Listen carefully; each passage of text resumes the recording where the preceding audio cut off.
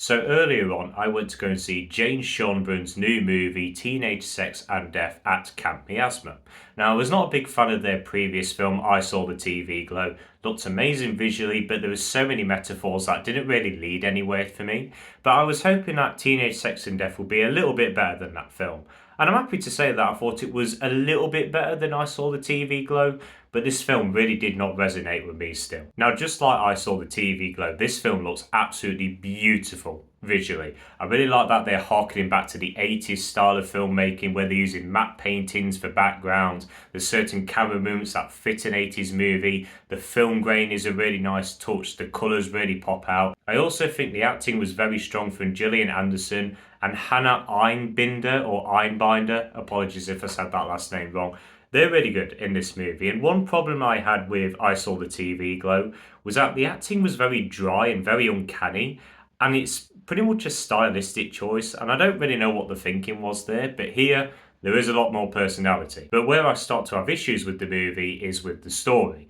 Now, there were themes and there were messages that I did resonate with. There's one in particular where when we're younger, we watch films that we're not supposed to be watching yet because we're too young, but some of those films make us who we are today. And I used to do that. I used to watch films when I was younger, films that I was not supposed to watch, and they have made me who I am today, and that they still resonate with me.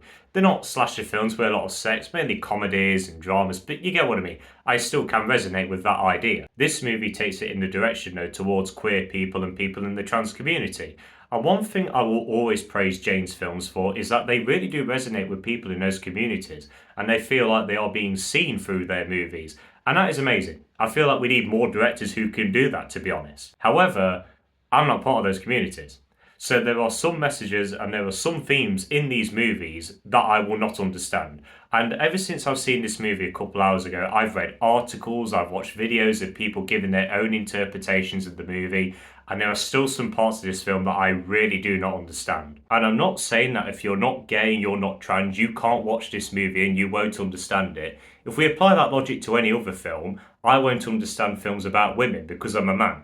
It just doesn't make any sense. What I'm trying to say is that there are certain themes and there are certain messages in this movie that I will not understand because I have no personal experience with them. So I can't understand how they make certain people feel. And that's not inherently an issue. It's just the fact that it doesn't really do anything for me. And I think that's perfectly fine. Sometimes a film just doesn't do anything for me. And I think that is perfectly acceptable. So I didn't really fully enjoy Teenage Sex and Death at Camp Miasma, but I do fully respect this film and I do fully understand if it resonated with you.